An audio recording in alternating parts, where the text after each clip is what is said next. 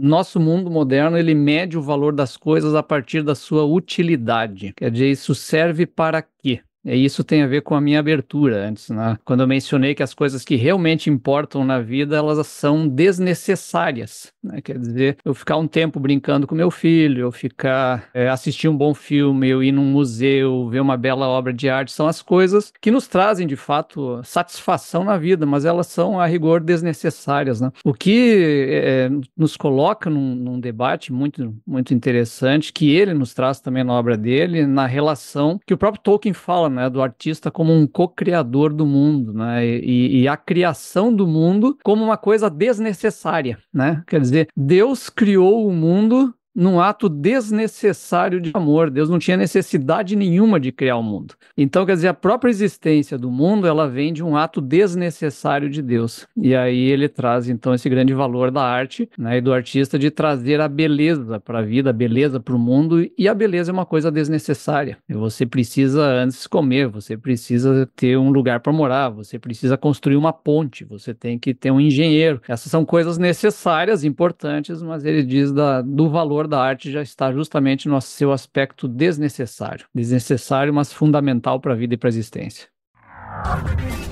Começa agora o BTcast.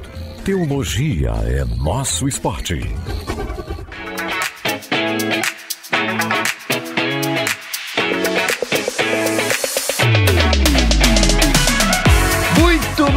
Muito bem. Começa mais um BTcast, o de número 546. Eu sou o Cacau Marques e a gente não quer só comida, a gente quer comida, diversão e arte. Olha aí, cara, perfeito. Aqui fala André Heinck e o que realmente importa na vida não é necessário. Você podia ter cantado a música do Mowgli, Menino Lobo. Olha aí. Olá pessoal, quem fala aqui é Rodolfo Amorim e em um mundo de guerras culturais nós precisamos de mais cuidado cultural. Amém.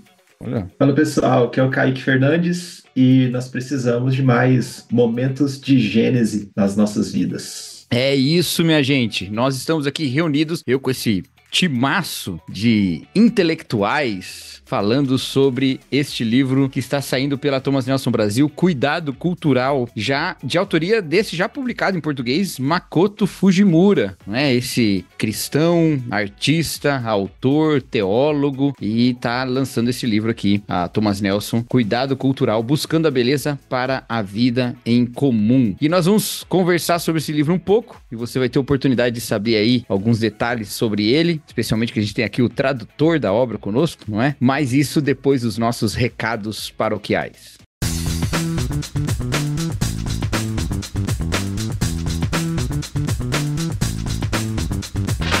E nos recados paroquiais dessa semana, nós queremos lembrar que, apesar do Dia do Consumidor já ter passado, o mês do consumidor na EBT continua, sim, e você pode fazer parte da Escola Bibotalco de Teologia, vindo aprender conosco e com tantos outros professores, pagando menos de R$33 mensais. Sim, é um plano anual com 30% de desconto, sem juros nesse parcelamento. Menos de R$33 você vai estudar teologia com o pessoal do Bibotalco. Você tem vários módulos aí, não tem nem como dizer quantos são, porque tá sempre entrando módulo novo. Tem mentorias ao vivo, tem grupo no Telegram com a nossa participação ali tirando dúvidas, tem sorteio de livros teológicos, tem e-books gratuitos, tem materiais próprios nossos produzidos para os alunos. É muito legal a EBT, vem aprender teologia com a gente de uma forma simples e profunda. Vem aprender com a gente na EBT. E atenção para os próximos BTDs, hein? Tem BTD aí já marcado. Dia 13 de julho, eu, o Bibo, o Vitor, o Alex, o Melhoranza e o André Heinck estaremos, presta atenção, hein? Estaremos em nada mais nada menos que Londres, UK. Sim, e certamente também estará lá a Kate Middleton. Com certeza ela não desapareceu do nada, né? Ela não foi arrebatada, pode ficar tranquilo. Nós estaremos lá no dia 13 de julho, nesse BTD internacional. É o primeiro BTD internacional, né? Ou será que eu tenho que dizer BT Day? Não sei, vamos vamos ver. E aí nós estaremos lá, você que é da Inglaterra, você que mora na Inglaterra, você que mora em algum outro país da Europa aí que tem um acesso mais rápido à Inglaterra, dia 13 de julho estaremos lá na Igreja Abundante Vida e nós vamos participar desse BTD Internacional. A gente tem link na descrição aqui para quem quiser participar, para fazer parte aí desse BTD, e o tema será a Bíblia em um dia. Olha que legal, a Bíblia em um dia. Nós dividimos os temas da Bíblia ali e os períodos dessa grande narrativa bíblica e nós vamos, cada um de nós vai passar por uma parte da escritura, vai ser legal demais. Então o link aí tá na descrição aqui do site, se você estiver ouvindo no site, ou no YouTube também, se você estiver ouvindo aqui no YouTube, ok? Agora vamos falar dos BTDs de maio, certo? Dia 18 de maio estaremos em São Paulo, na Igreja Batista em São Mateus, e lá teremos um BTD com eu de novo, o Bibo de novo, Paulo Won, Cíntia Muniz, Gutierrez Siqueira e Vitor Fontana. E o tema lá será Paulo para hoje. Vamos falar sobre teologia paulina lá, vai ser muito legal. Também temos o link aqui na postagem do BTcast no site, ou aqui também na descrição do YouTube, se você estiver assistindo no YouTube. Se você for aluno ou aluna da EBT, ou mantenedor do Bibotalk, você vai ter um descontinho aí. Dá uma olhadinha lá no grupo do Telegram, que a gente tem um código de desconto para você lá. Vai lá e dá uma olhadinha, tá bom? E no dia 25 de maio, que já é na semana seguinte, o BTD acontecerá no Rio de Janeiro, na Igreja Batista Betânia, igreja presidida, pastoreada pelo nosso amigo Kenner Terra. E ali nós teremos a presença do Bibo, Alcino, Léo Cruz e o Kenner Terra também, falando sobre o tema Esperança e Fim dos Tempos. E, mais uma vez, o link, você já sabe, né? Está aqui na descrição, no site ou no YouTube. É isso, galera. Fica aí, então, com esse BTcast sensacional. Um abraço!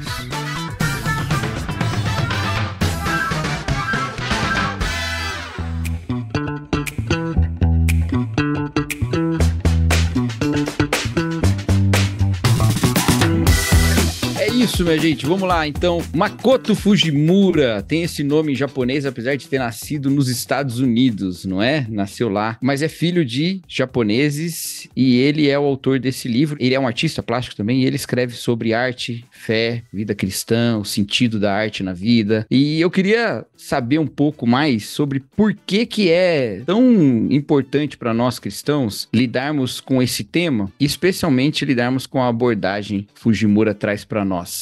Então, vamos começar com o Rodolfo. O que você acha? Por que isso é tão importante e por que é importante nós lermos através dos olhos desse irmão? Legal, Cacau. Então, minha admiração pelo Fujimura, ela só cresce, sabe? À medida que eu conheço mais da obra dele, mais da prática artística dele e também um lado, né, que é menos divulgado dele, de um verdadeiro, assim, articulador de movimentos culturais, né, no contexto aí norte-americano e outros contextos do mundo. E o Makoto, ele tem algo, assim, especial que se fala pouco sobre ele, é que ele é de tradição basicamente evangelical, né? O que é muito raro a gente ter um cara tão conectado com a cultura, tão, digamos, em sintonia, né, com as discussões e com os estilos culturais contemporâneos. E o Makoto Fujimura é um cristão de tradição evangelical, foi membro da igreja do Tim Keller, né, a Redeemer, por várias décadas, e parece que agora ele está com estúdios em outras partes dos Estados Unidos, então acho que ele não está na Redeemer permanentemente. Mas o Makoto, acho que assim, o maior dom dele para nós e a necessidade de nós ouvirmos o que ele tem para falar é que ele tem discernido um caminho de introdução do tema das artes e da relação do cristão com a cultura que hoje é raro, principalmente nesse contexto que ele trata muito nesse livro, né, de cisão cultural, ou seja, de divisões culturais, de ideologias, cada vez mais aprofundando esse fosso entre grupos sociais distintos, onde pouco diálogo é feito, onde pouca penetração, por exemplo, da comunidade cristã é realizada em ambientes mais secularizados, né, ou mais dados à boa arte. E o Makoto é uma preciosa exceção, né? Então, uma coisa, por exemplo, ele significa de forma muito abrangente é o próprio estilo da arte dele, né? Que ele dialoga muito com as linguagens contemporâneas, enquanto grande parte daquilo que seria, digamos, o movimento evangelical internacional, a gente pode dizer, tende a defender um tipo de incursão nas artes somente pela via, né, da arte clássica, das formas figurativas. Então, assim, o Fujimura, só pelo estilo dele, já é um cara interessante, porque ele rompe com aquilo que talvez até o Huckmacher ajudou um pouco a criar no meio evangelical e cristão ocidental, que é um certo distanciamento ou temor excessivo da arte contemporânea. O Fujimura é um cara que dialoga com a arte contemporânea com muita competência. Mais do que isso, né, ele defende temas e princípios nesse contexto contemporâneo que a própria arte contemporânea tem resistência, ou seja, ele é bastante assim intencional, né, em reintroduzir conceitos como beleza, graça. Grande parte das obras dele tem menção explícita a temáticas bíblicas e cristãs, ou seja, ele não é somente um artista que é cristão e que quer penetrar nessas áreas, mas ele realmente incorpora suas crenças na arte. E, principalmente relacionado ao que esse livro coloca, Cacau, eu mencionaria mais um segundo ponto, que é essa capacidade do Makoto de discernir, digamos assim, uma linguagem, sabe? Eu acho que o que eu posso traduzir de melhor naquilo que eu vejo o Fujimura fazendo, ele está construindo uma linguagem que torna os cristãos capazes de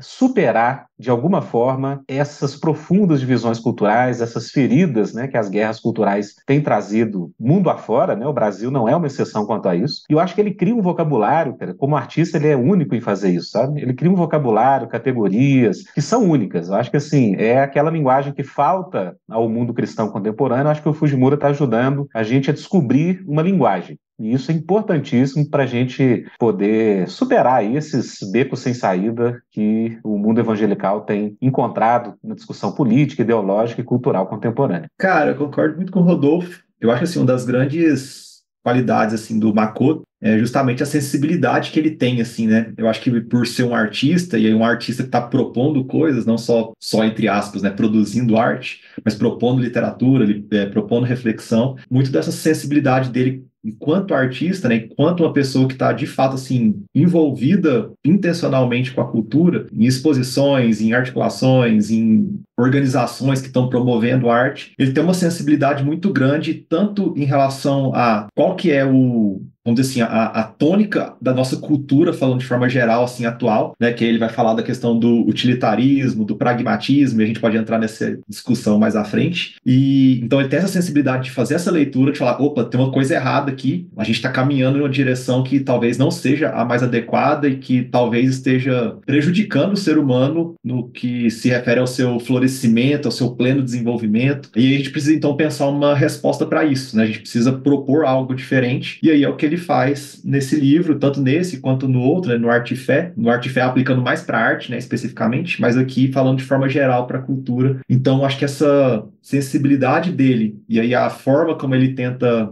responder para esse momento cultural nosso, enquanto uma pessoa que é um contemporâneo, assim, eu acho que isso torna distintivo, assim, a abordagem dele e aquilo que ele está tentando nos oferecer ou nos levar, pelo menos, à reflexão, assim, na nossa atuação enquanto sociedade. Isso vale para cristãos ou não, assim, acho que o conteúdo do livro vale para todo mundo. Claro que artistas vão se beneficiar bastante, porque a ênfase dele é um pouco essa, mas vale para todo mundo, assim, seja o pastor da igreja, seja um artista, seja o administrador, uma professora, seja o que for. A tônica dele é essa, né? A gente ter uma intencionalidade na nossa relação com a cultura, no sentido de cuidá-la e desenvolvê-la, apontando, obviamente, para a redenção em Cristo e nisso contribuir com o desenvolvimento e o florescimento humano. Então, eu acho que é mais ou menos por aí, assim, aquilo que ele traz para a gente enquanto contribuição. Eu acho muito legal o fato dele dialogar com a cultura, né? Dele ser um artista cristão dentro da arte moderna. Pô, é um camarada exposto em Nova York, né?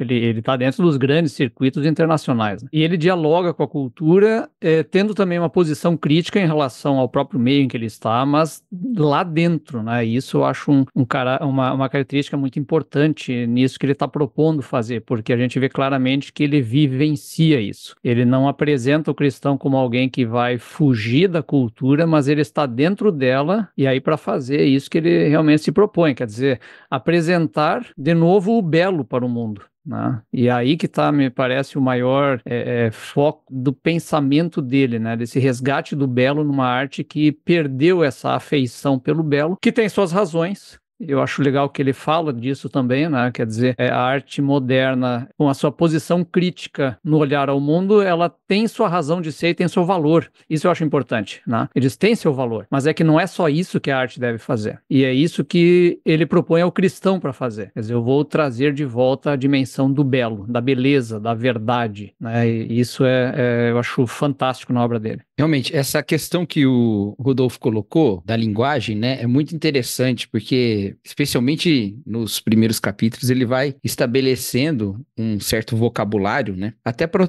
poder também conversar com a gente, né. É um pouco até tocante, vou ser bem sincero, quando ele fala da apresentação dele sobre a questão gerativa, né. Me corrija, Rodolfo, mas eu acho que em inglês é generative mesmo, né? É generative. Traduzir foi um desafio, mas de fato, o gerativo vem muito dessa ideia de que, digamos, a partir de uma realidade finita, com várias combinações possíveis, você cria uma capacidade de combinações quase infinitas. E foi a tradução que o pessoal usou para o livro do Chomsky, né, da gramática.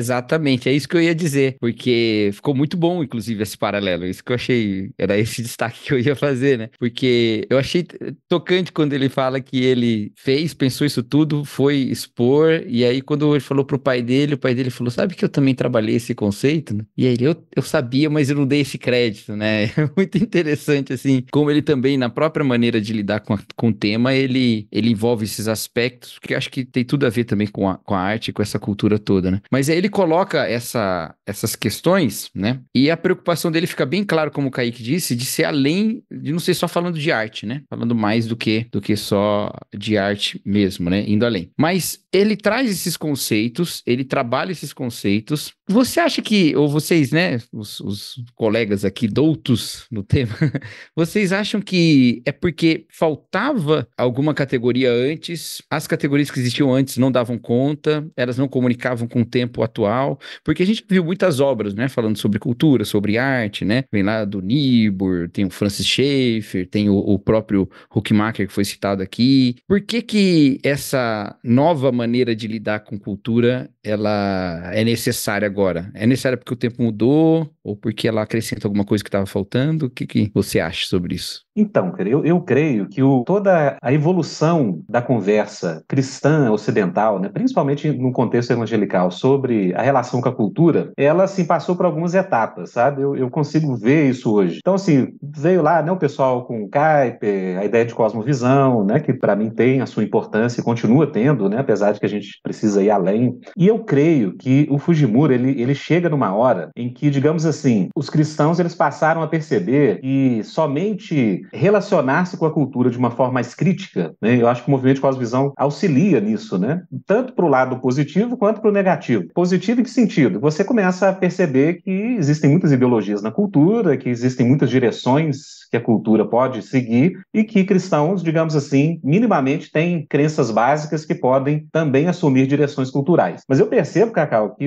a ênfase toda, né? E aí a gente pode incluir Schaeffer, né? E quem veio próximo dele, o Carl Henry, o pessoal, os novos evangélicos, né? De década de 40 do século passado, eles tinham ainda, eu creio, um tipo de mentalidade de guerra, sabe? De conflito, de que era um grande conflito civilizacional e que os cristãos precisavam, digamos, de uma visão cristã das coisas para entrar nesse conflito, ou seja, as armas que os cristãos teriam seriam essas categorias, né? Mais intelectuais, de pensar a fé. Mas eu creio que foi se percebendo com o passar do tempo que essas categorias eram muito insuficientes. E aí eu acho que alguns autores contribuíram com isso, e eu acho que o Fujimura deve ser próximo deles, né? Mas um, por exemplo, foi o Andy Crouch, né? Que é um líder cristão importante nessa área de discussão, né, do diálogo com a cultura, que começou a enfatizar muito o aspecto da necessidade de criar artefatos culturais. Ou seja, não adianta você mudar a cosmovisão se você não propõe novos artefatos concretos que as pessoas vão experimentar e que vão começar a moldar a forma de você experimentar o mundo e tomar decisões nele. E eu acho que mesmo com o auxílio de pessoas como o Andy Crouch, né, que eu colocaria também próximo o conceito de liturgias culturais do James Smith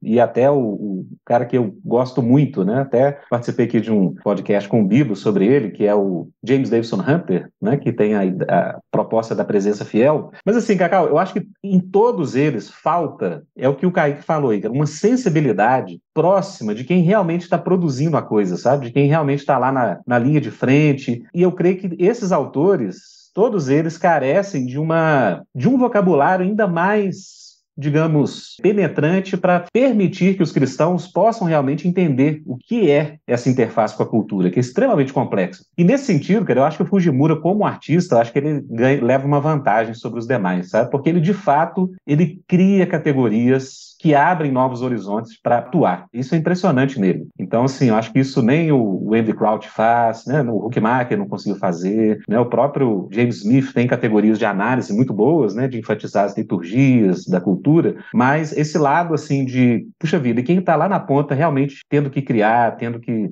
propor novas ideias, propor novos projetos, e que o Kaique falou, acho que não é só na arte, não, sabe? Tem muitas aplicações em outros contextos. Então, eu acho que Fujimura, como artista, ele dá um toque para essa discussão que é único dele, e eu acho que por isso ele está se tornando, digamos, muito importante nesse momento, né, dessa grande conversa da relação do cristão com a cultura. É até uma questão, assim, que desde quando eu comecei a ler o Makoto, assim, eu fiquei pensando, eu não posso afirmar isso, assim, categoricamente, mas eu tenho uma grande suspeita, que me parece que o Makoto, ele é muito intencional, no sentido quase de fazer uma metalinguagem, assim, em que sentido? Ele está falando sobre cuidado cultural, sobre a gente ter uma sensibilidade com a cultura, sobre a gente fugir um pouco da ênfase utilitarista, pragmática que a gente tem culturalmente falando, pelo menos em termos de Ocidente. E aí me parece que enquanto ele escreve para a gente, é como se ele já estivesse nos ajudando a pensar dessa forma para além do conteúdo, assim. Então, por exemplo, quando o Makoto vai definir um termo, ele não fala isso aqui quer dizer isso, isso e isso, e dá uma definição direta, entre aspas, assim, acadêmica para aquele termo, mas ele usa de uma linguagem poética, de analogias, de metáforas para explicar o termo que ele quer nos apresentar. E eu acho que ele faz isso intencionalmente no sentido de já ir nos moldando ou tentando mudar nossa forma de enxergar um pouco, para a gente sair justamente desse pragmatismo, que, óbvio,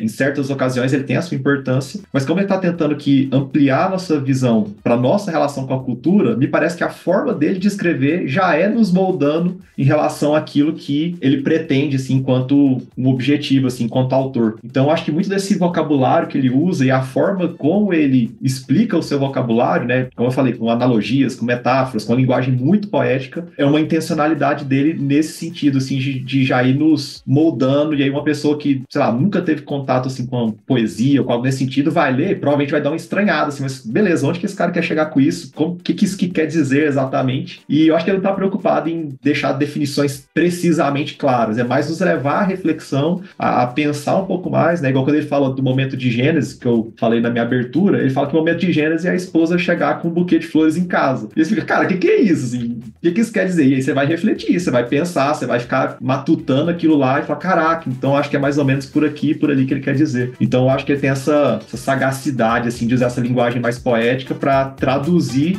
no próprio livro aquilo que ele está defendendo no livro. Assim.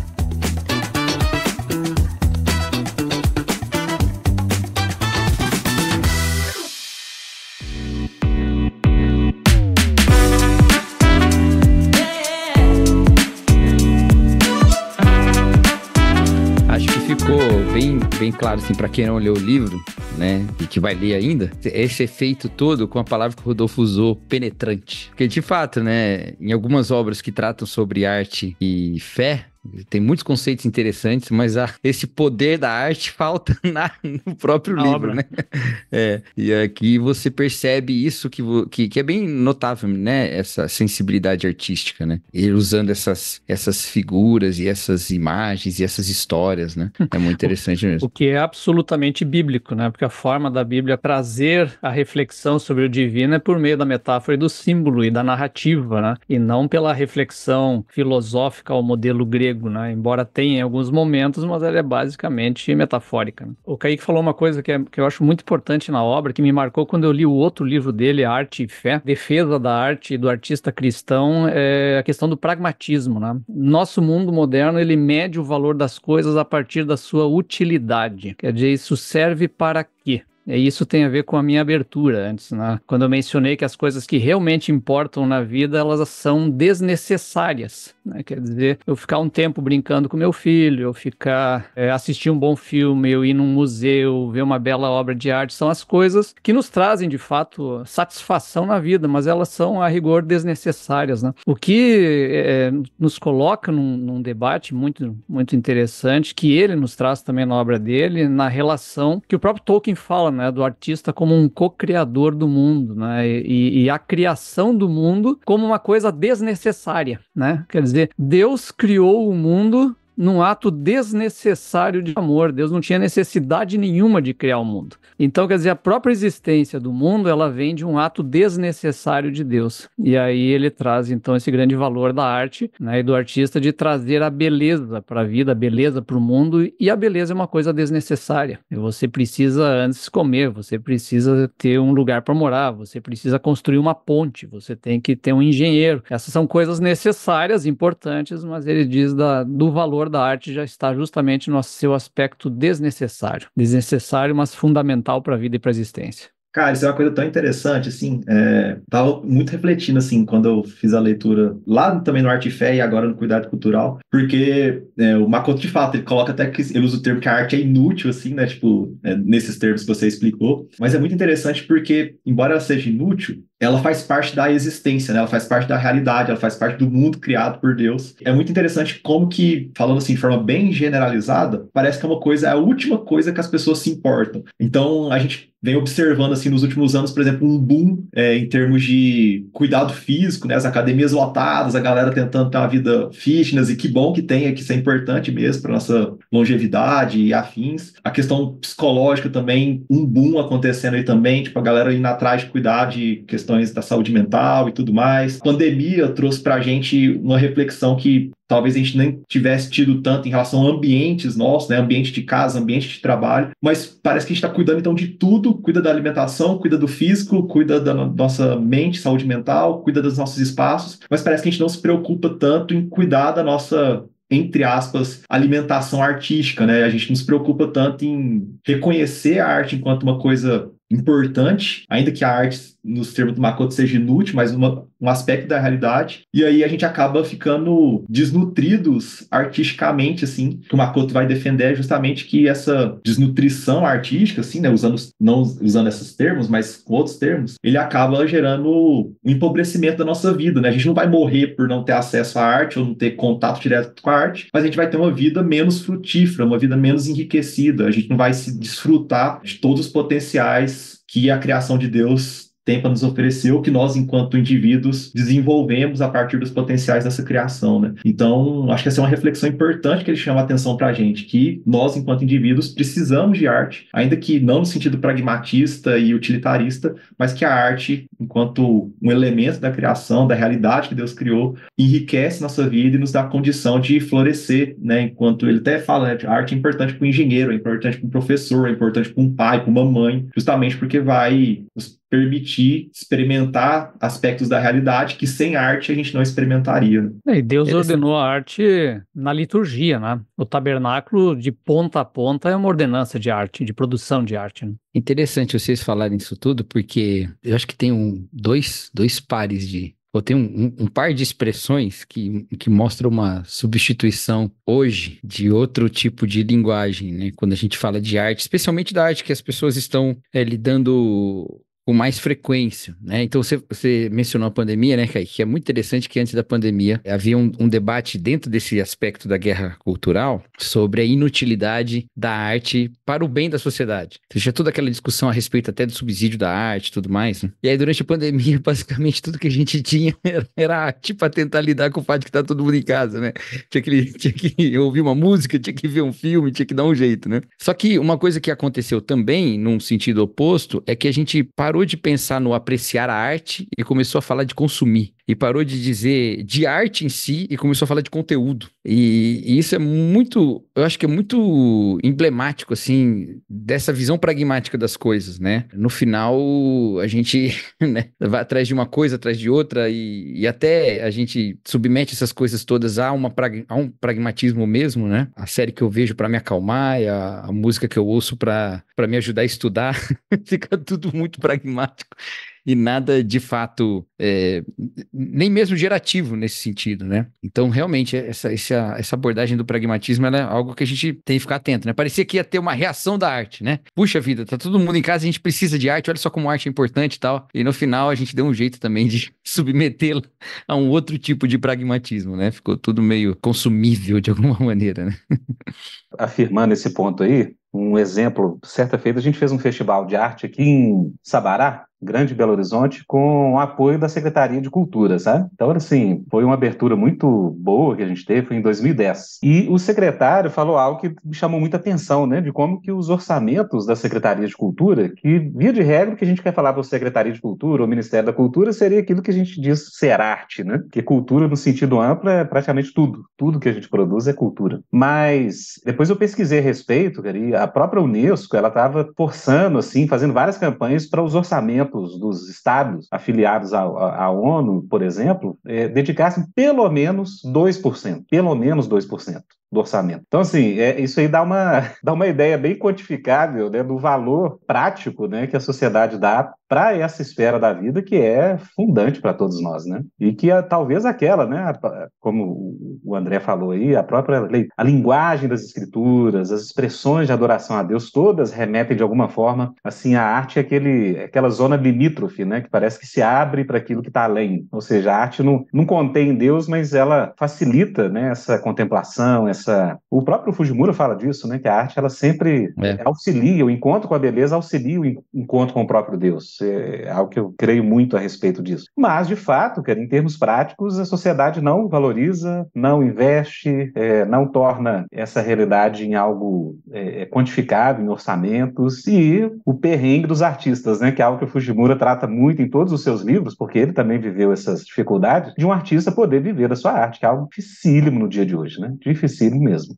Exatamente. E o livro basicamente começa com um momento de carência muito, né, forte da família dele, né? E que nos leva, e eu acho que é legal da gente entrar nisso agora, nos leva a essa tríade que ele fala aqui da generatividade, né? Com 3 elementos que caracterizam o pensamento gerativo, né? Ou, desculpa, falei a palavra errada, né? Geratividade e o pensamento gerativo, que são os momentos de gênese, a generosidade e o pensamento geracional. O Kaique fez uma abertura falando dos momentos de gênesis, né, Kaique? Você quer dar uma explicação melhor sobre isso? Como é que isso contribui para a formação do pensamento gerativo? Posso tentar, porque como eu falei, o Makoto é muito poético e analógico, no sentido de analogia, então é até difícil um pouco traduzi-lo. Tem um professor, eu tive um professor na faculdade que falava assim, esse autor eu não gosto muito de falar sobre ele, não era o Makoto, era um outro autor de filosofia lá. Esse autor eu não gosto de falar muito sobre ele, porque uma das coisas irritantes é que para chegar no que ele quer dizer, eu tenho que libertar toda essa cortina poética que ele põe na frente.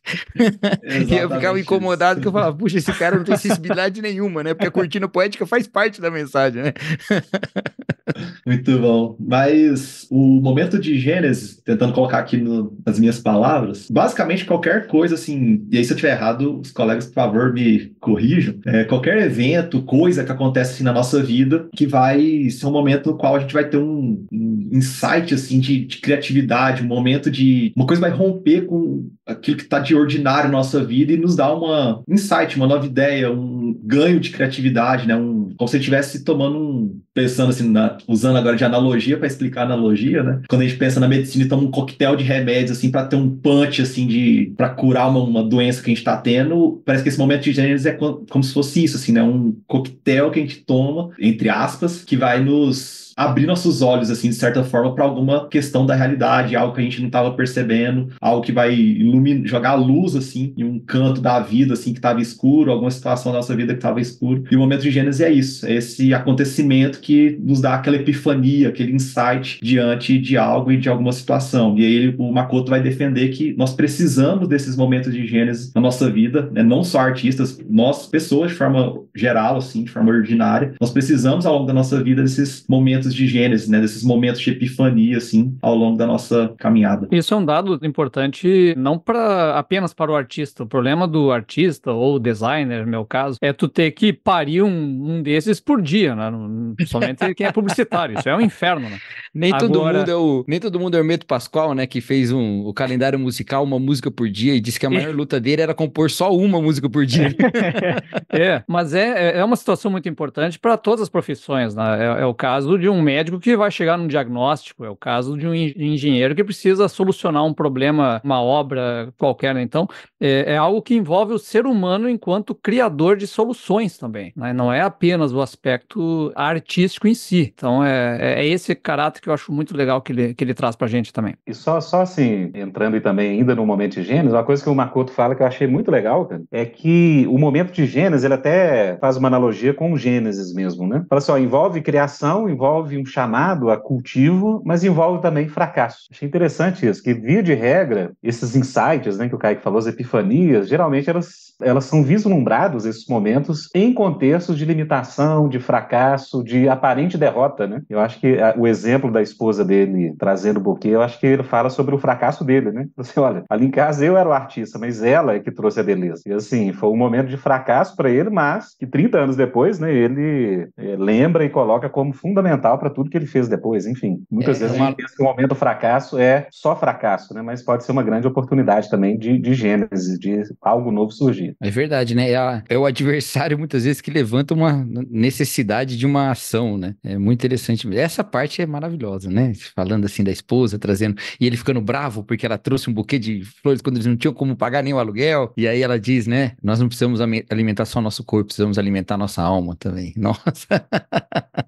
Lacrou em cima do marido.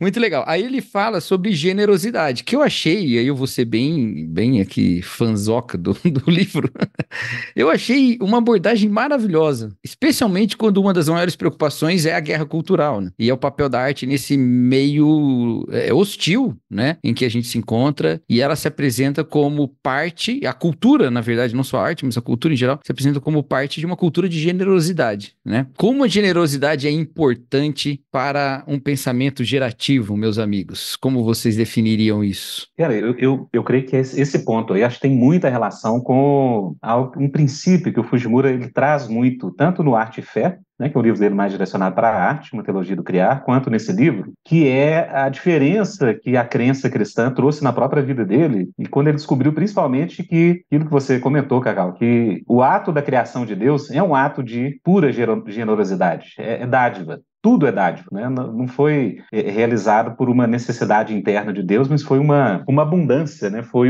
digamos assim, the overflow, né? Foi uma superabundância que foi descarregada pelo amor de Deus e a graça de Deus. E isso, acho que para quem vive em um contexto onde tudo é uma tentativa de conquistar territórios, né? Ou seja, você só fala algo se aquilo afirmar seu ponto, sua agenda, tudo que o outro diz é colocado aí num cálculo, né? Para saber se a gente, esse cara aqui tem tais tendências políticas, ideológicas, então eu não vou participar desse projeto. E nesse contexto, cara, acho que tudo que a gente precisa é isso, né? É redescobrir o fato de que nós pertencemos a um Deus que é generoso, em que a dádiva é principalmente, né, talvez, antes de tudo, aquilo que marca a fé cristã, né, e a graça de Deus por nós, e que o artista é, de fato, um tipo de reflexo disso, né, porque ele é chamado também a dispor diante das pessoas o que até o Fujimura discute mais à frente no livro, que em última instância a arte participa de duas economias, né? Uma economia pragmática, né? Economia de mercado, porque o artista também tem suas demandas, mas outra é a economia de dádiva.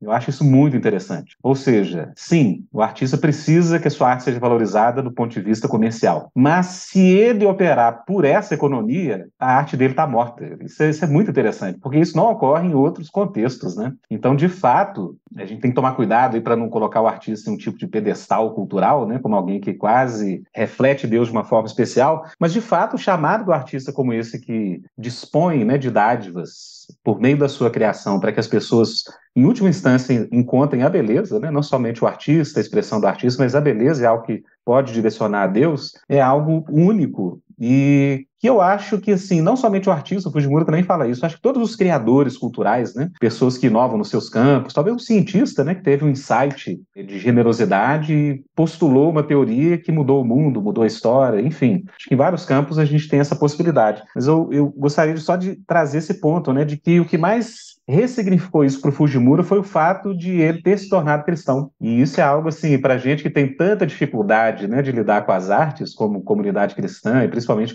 comunidade cristã mais evangelical, é algo fundante saber disso, né? E se a gente for para a história, a gente vai perceber, assim, vários exemplos disso, né, de cristãos que realmente foram abundantes na sua produção e que mudaram o mundo, criaram espaço para novas formas culturais e criatividade e assim por diante. Tem um termo que ele usa, assim, sobre essa questão da generosidade, ele vai usar, na verdade, lá na frente, mas relacionando a isso, que é mordomia cultural, né? Que é um termo meio que... Eu nunca li esse termo, assim, em outro lugar, pode ser que tenha, mas na minha limitação eu nunca tinha lido. Mordomia, sim, né? Mordomia, nós cristãos já estamos bem acostumados, mas geralmente muito ligado a finanças, né? Então, assim, a gente tem que ter a boa mordomia dos nossos recursos financeiros, de sermos generosos, de apoiar iniciativas, contribuir com quem está passando algum tipo de carestia, não ter uma vida luxuosa, enfim. A gente geralmente lida com esse termo tratando de finanças e ele traz para o contexto da cultura, né, de uma mordomia cultural, que basicamente é a gente entender aquilo que Deus nos deu enquanto dons, enquanto vocações, enquanto recursos tangíveis ou não, e entender o local onde Deus nos colocou também, né? Entender o contexto em que a gente está situado, né? O contexto em que a gente está inserido, e a gente então usar desses recursos que Deus nos deu, na consciência de que foi Deus quem nos deu, né? Não é a gente que os conquistou por conta própria, e já que é Deus que nos deu, agora a gente faz a mordomia desses recursos, desses dons, desses talentos, dessas vocações, para contribuir com esse local onde a gente está, assim, né? E eu achei isso, assim,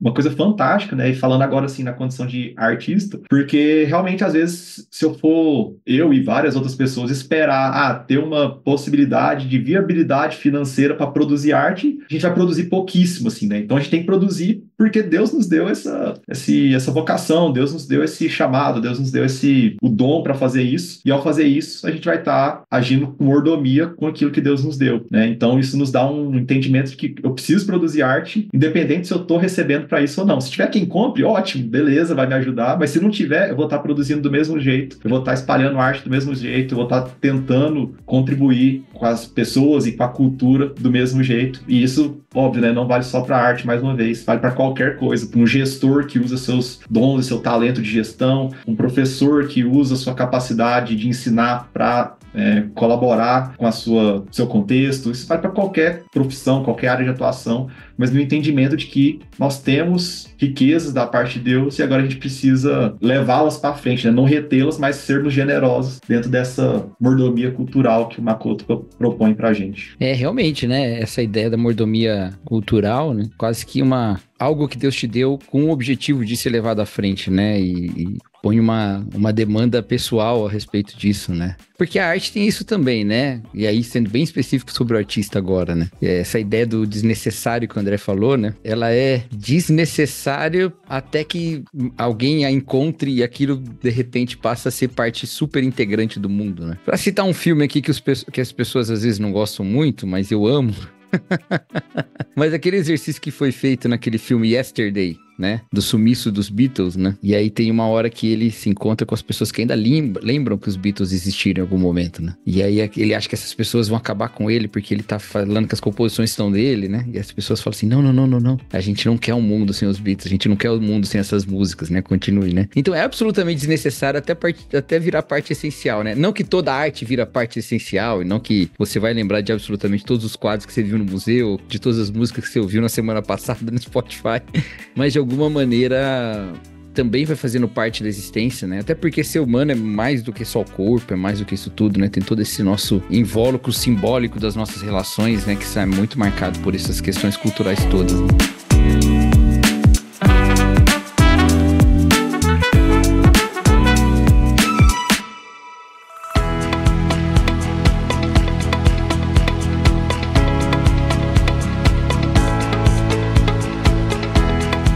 E aí ele completa a tríade do pensamento gerativo com o pensamento geracional. Como é que a gente chega nisso? E aí, gente? Então, Cara, esse é mais um dos insights do Fujimura, né? Para além da forma convencional de se pensar, porque ele coloca muita ênfase nisso, né? De que essa generosidade que chega até nós, primariamente por Deus e também por meio da arte, ele reconhece que isso chega a nós por meio das gerações que vieram antes de nós. E que, digamos, um pensamento gerativo frutífero, ele vai reconhecer que a gente é parte de um processo histórico mais longo em que de geração em geração essas dádivas são comunicadas, né, a nós. Era numa linguagem que a gente está mais próximo na teologia, o papel da tradição, né, como que a tradição é importante para comunicar a nós aquilo que a gente tem de dádiva. Acho que um exemplo legal que eu tive há pouco tempo, né, eu sou um fã, assim, de carteirinha de Dostoiévski, né? Um autor cristão, ortodoxo oriental aí que fascina o mundo com as suas obras. E eu tive a curiosidade de ir mais fundo na biografia dele, porque o Dostoiévski parece assim, para quem está de longe, só vê as obras, parece que é uma estrela solitária, né? Um cara surgiu do nada e brilhou de uma forma assim, quase miraculosa. E eu me surpreendi muito, cara, porque eu fiquei encantado com as influências que ele teve. E que eram influências, sobretudo, de cristãos, artistas russos que vieram antes dele. Então, assim, Dostoiévski, cara, não é uma estrela solitária, né? Ele também subiu nos ombros de gigantes, né? Tem lá o Pushkin, o Gogol, pessoas que vieram antes dele, assim, que foram fundamentais na literatura dele, que auxiliaram ele a pensar a literatura dele, e eu acho que o Fujimura diz isso, que todo movimento artístico realmente gerativo, ele vai reconhecer isso. E a gente não cria ex nihilo a partir do nada, só Deus faz isso, né? A gente está num processo de reconhecer as dádivas que foram legadas a nós e que a gente tem uma parte também em legar para as próximas gerações a continuidade desse processo, e que grande parte disso é nossa criatividade que vai comunicar isso também para as próximas gerações. Cara, eu acho isso tão, tão bonito, assim, porque às vezes me parece, assim, que a gente tem em termos culturais, assim, existe uma falsa dicotomia, assim, no sentido de, ou a galera que é muito ancorada na tradição e na coisa, sei lá, pensando na arte clássica, e aí se opõe muito com a coisa contemporânea, do tipo, não, contemporâneo não presta, só baderna, é só bagunça, a gente precisa da coisa mais clássica, e parece que a galera que gosta muito de uma arte contemporânea também tem um certo desprezo, assim, uma antipatia com a coisa mais clássica, mais tradicional, no sentido mais estrito do termo, como também se fosse uma coisa ultrapassada e que não tem mais valor, que a gente precisa mesmo se libertar disso e fazer a maluqueirada e tudo mais. E aí parece que o Makoto, ele conjuga as duas coisas, né? Ele é um artista contemporâneo que está numa cultura contemporânea, dialogando com a contemporaneidade, mas ao mesmo tempo falando, não, calma aí, a gente precisa da tradição, né? Calma aí, tem um lastro de sedimentação para a gente chegar até onde a gente chegou aqui. A gente, como o Rodolfo falou, a gente não saiu do nada, né? Do buraco, assim, opa, chegamos aqui. Não, tem toda uma história, tem toda uma tradição, e ele reconhece isso, ele valoriza isso. E eu acho isso muito bonito, assim, porque no fim das contas realmente não precisa ter essa dicotomia de contemporaneidade versus tradição. As duas coisas podem dialogar, podem ser conjugadas. O contemporâneo reconhecer aquilo que o clássico, tradicional deixou de legado, e ao mesmo tempo a pessoa que talvez tenha uma afinidade maior com a coisa mais clássica perceber os desdobramentos disso contemporaneamente, né? Então eu acho muito bonita, assim, essa relação que o Makoto faz ao falar dessa questão da geração, assim, né? É legal, hein, Kaique? Só para complementar a própria história do Fujimura, né? Como você falou, ele é um artista contemporâneo, o cara está assim, na vanguarda, né, das galerias de arte nos Estados Unidos, internacionalmente, mas a inspiração dele, cara, é a arte japonesa do século XVI, é o Nihonga, né, que é uma técnica japonesa de pintar por meio de você moe minerais e coloca as camadas, e o kintsugi, né, que é uma arte lá do século XVI de restaurar porcelanas quebradas. Então, assim, ele é a evidência concreta de que as coisas são geracionais, de fato, né? Não, e a beleza da reflexão teológica que ele traz em cima dessa questão da arte baseada na restauração de um objeto quebrado, aquilo ali cara, é de se lavar chorando, porque aquilo é graça e evangelho puro, cara. Quer dizer, ele consegue identificar metaforicamente na própria cultura dele uma manifestação da graça e do evangelho de Cristo, né? Isso é de uma beleza enorme. Por isso que eu acho muito legal, assim, o que ele traz é que a gente sempre tem esse debate cansativo e frágil, assim, de a cultura do mundo lá e nós aqui meio que desenvolvendo uma cultura paralela nessa ideia de guerra cultural que é muito frágil. Ele combate essa ideia, né? Porque é um isolamento que é produto justamente das crises pós-iluministas, né? Isso, né, até a Idade Média não existe essa separação, ela é uma crise pós-iluminista típica do mundo moderno, que a gente reagiu, né, principalmente no meio puritano, e aí se perde muito justamente desse diálogo e dessa comunicação com o mundo dentro da cultura e não paralelo a ela. E quando a gente vai para a Bíblia, a gente não vê essa cisão, né? Um tabernáculo é construído dentro de padrões que já existem no Egito. Artistas são chamados para fazer uma obra dentro de um padrão já existente, né? Uma arca é confeccionada dentro de modelos de arca que já existem no Egito, já se fazia algo desse tipo, né? Salomão constrói um templo com engenheiros vindo da Fenícia. O modelo do templo de Salomão é fenício, né? O templo que Herodes constrói, ele segue já um modelo greco-romano de arquitetura. Então, você tem dentro da tradição bíblica um uso e uma contribuição à própria cultura e à própria arte que vem na manifestação aí sim do que é da adoração de Deus, é a adoração de um Deus que se fez carne, habitou entre os homens, viveu uma cultura, né? Participou dessa cultura, né? Então isso tudo diz muito respeito de nós como seres humanos cristãos espelhando a glória do Criador por meio da arte e da cultura. Isso eu acho fabuloso. E ele usa ele faz um jogo de palavras muito interessante entre o que é gerativo e o que é degeneração, né? Com uma resistência da cultura gerativa àquilo que vai se degenerando, né? Que vai se desgastando, né? E nesse sentido, ele faz até o paralelo com a obra da redenção mesmo, né? Que age também apontando para essa glória que nos falta, né? E resiste a isso. É muito interessante. E aí eu fico me perguntando, e eu queria fazer uma pergunta para vocês, um pouco mais, assim, acho que próxima dos nossos ouvintes, né? Porque acho que nem todos são artistas. Mas nós, evangélicos em geral, né? E o Rodolfo começou falando que é curioso que a tradição religiosa do Makoto Fujimura seja evangelical, né? Já que não costuma ser, não costuma ser um ambiente muito dado a essas questões, né? Da estética, pelo menos da arte plástica, né? E da iconografia, né? Na música a gente gosta de se aventurar mais. É possível que a igreja seja uma comunidade de formação de pensamento geracional? Ou da maneira como a gente está, é melhor que a gente busque isso em tradições diferentes, né? Como é que a igreja evangélica, considerada assim tão avessa a uma estética visual, pode ser também um ambiente de partilha e de promoção de um pensamento geracional? Bom, Cacau, deixa eu tentar aqui uma resposta. Essa é uma pergunta, cara, é a pergunta de milhões, como o povo está falando hoje em dia, né?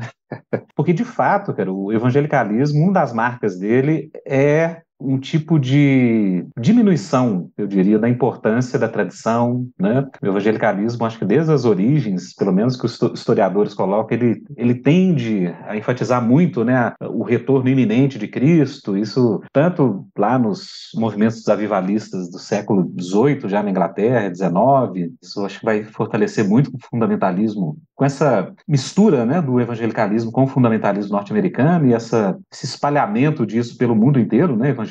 Mas, Cacau, eu tenho esperanças. Eu acho, cara, que assim, o evangelicalismo, ele tem uma tendência, eu percebo, de, por ser parte de uma fé que é inerentemente histórica, né, a nossa fé está totalmente fundada na história, necessita disso, né, a ressurreição de Cristo é um dado fundante, os apóstolos colocam, olha, se não ocorreu na história, é vã, sua fé é vã. Então, acho que há uma tendência, a partir do momento que os modismos vão perdendo a capacidade de manter as pessoas energizadas, há uma tendência, mesmo do evangelical, a se tornar mais reconhecedor das tradições, sabe? Daquilo que vem antes de nós, daquilo que é geracional. Então, por exemplo, um movimento interessante que vem ocorrendo nos últimos anos aí é essa retomada do próprio conceito de catolicidade entre os evangélicos, né? Que é algo, no início, quando você falava esse termo, o povo já queria afastar de você, né? Arrepiava já. Arrepiava, gerava todo tipo de reação. Mas que, com o passar do tempo, acho que está tendo uma penetração interessante e uma aceitação, né, de que a gente é parte de uma igreja que é universal, que é histórica,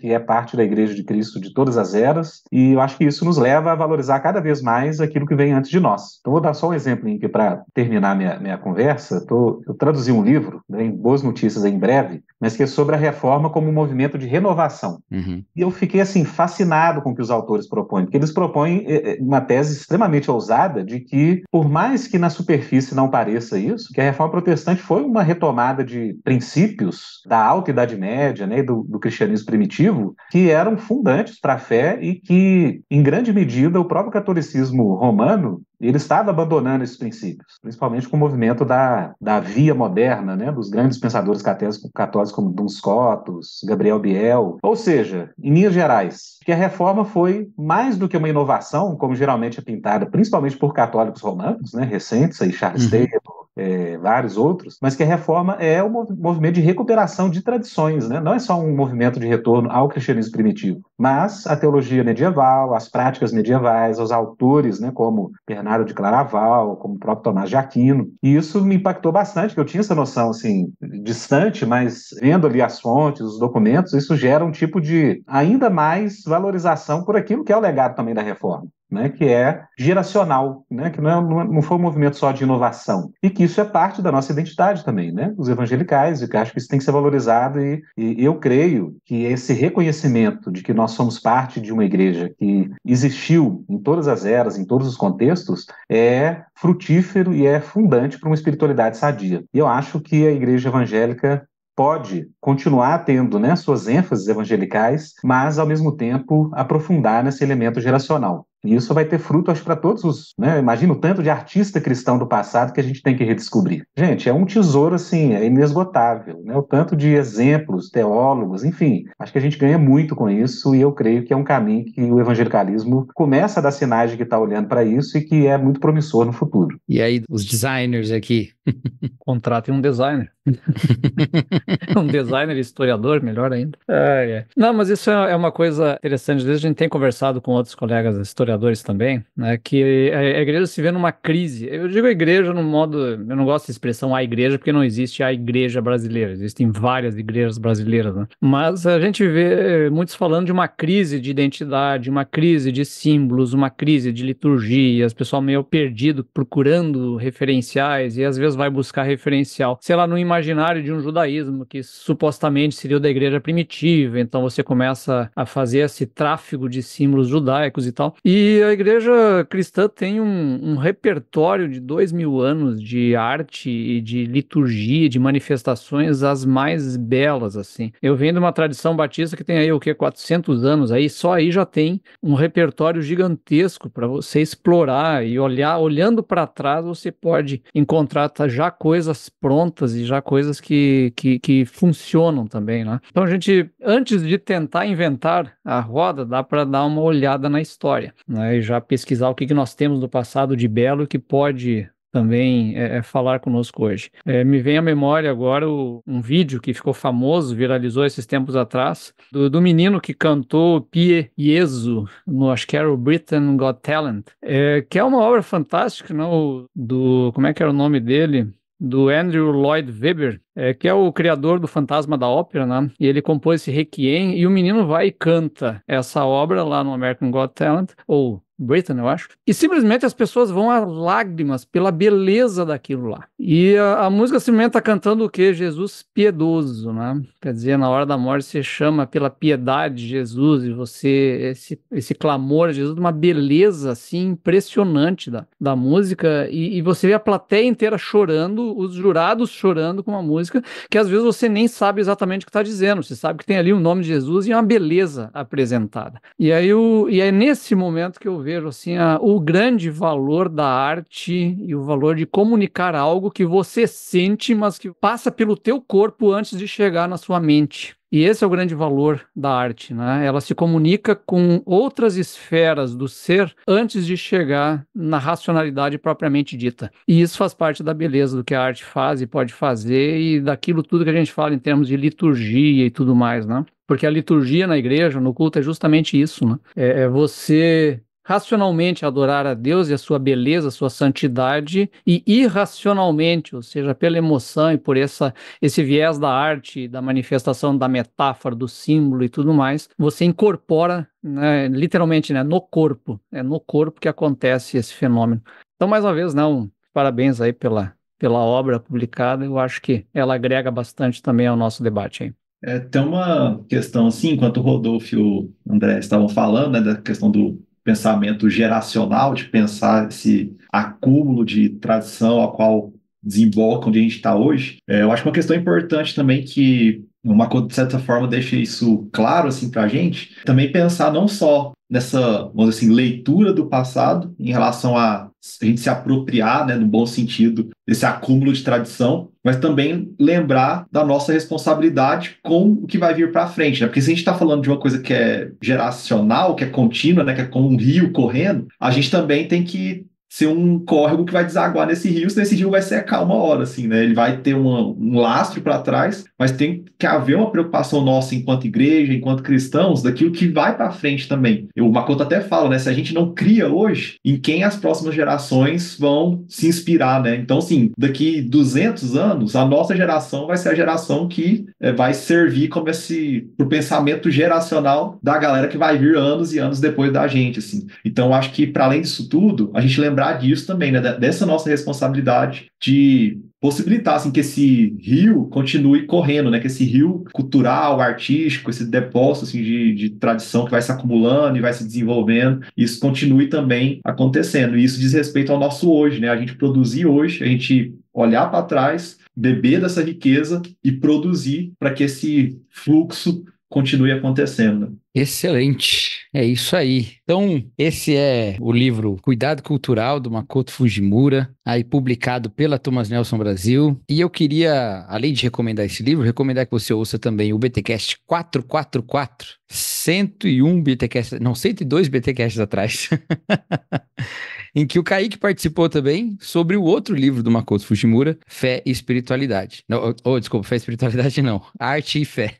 Mas eu já vou explicar porque que eu confundi daqui a pouquinho. Arte e Fé, né? Tava você, o Bibo... E a Darli. A Darli é uma doutora em arte pela UNB, Isso. muito crente e muito artista assim também, então foi mais... Fala de muito... arte, tem que avisar que é crente, né? Ela tem muita arte e muita fé. Exato, juntar as duas coisas. E tá muito bom mesmo aquele podcast. Eu lembro quando eu ouvi que eu fiquei muito impressionado, assim, né? E muito legal. Então ouça lá também e leia também Arte e Fé. Mas eu também quero dizer que aqui, os 3 componentes dessa mesa aqui, que eu tô tendo o prazer de capitanear, são também autores pela Thomas Nelson Brasil, né? O Rodolfo, e por isso que eu confundi o nome, o Rodolfo escreveu junto com o Marcos Almeida e Davi Lago, Arte e Espiritualidade, o Cristão e a Cultura Brasileira. Então, é um livro que tem, eu acho que é uma abordagem única, né, Rodolfo? Acho que não existe nenhum outro livro escrito com essa abordagem, pelo menos abordando o Brasil, né? Vale muito a pena. O Kaique escreveu o Clique Sem Bait, que também é sobre arte, mas sobre esses aspectos aí, né, da comunicação, da publicidade e como uma ética cristã rege essas coisas todas. E o André Daniel Heinck escreveu 3 livros pela Thomas Nelson Brasil, que não são explicitamente sobre arte, mas são sobre história e tocam também em temas da iconografia, né, André? Cultura, né, meu amigo? Basicamente, cultura, exatamente. o Aqueles da Bíblia é praticamente uma história cultural de Israel, né, velho? Exatamente. E ali tem um aspecto também artístico, no caso, né? Que o André fez as capas do livro dele. Você fez a sua também, né, Kaique? Fiz. É minha também. Aí, esses caras são... Tá, quando você compra um livro deles, você pode jogar o livro pela capa, a capa pelo livro, e o autor você julga junto disso tudo. Minha capacidade gerativa é pouca para produzir. É pouca. Viu, Cacau? Eu deixo fazer meu marketing aqui, tá saindo em maio o meu Atlas Trado da Bíblia, né? Olha então, aí, ó. Sim, todas as ilustrações, os mapas, capa, diagramação, etc. Vai sair, tá muito legal, cara. E aí a gente vai fazer um BTcast aqui com a pergunta: cartografia é arte? Ponto de interrogação.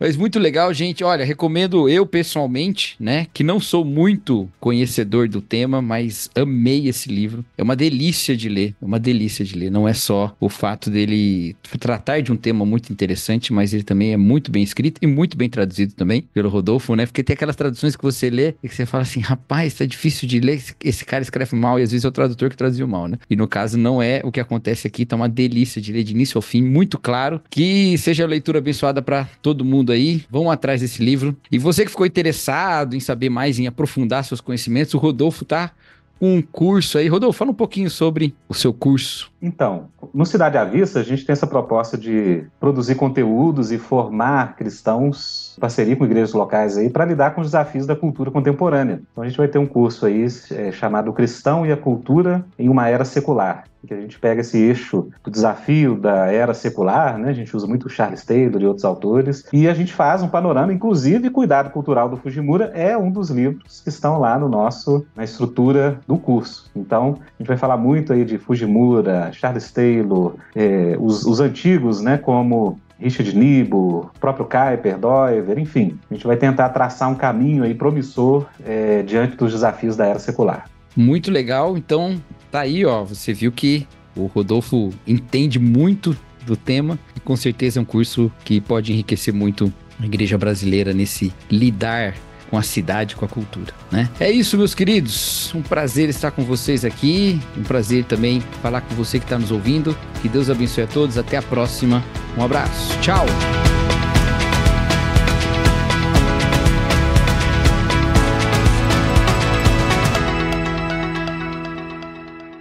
Este podcast foi editado por Bibotalk Produções.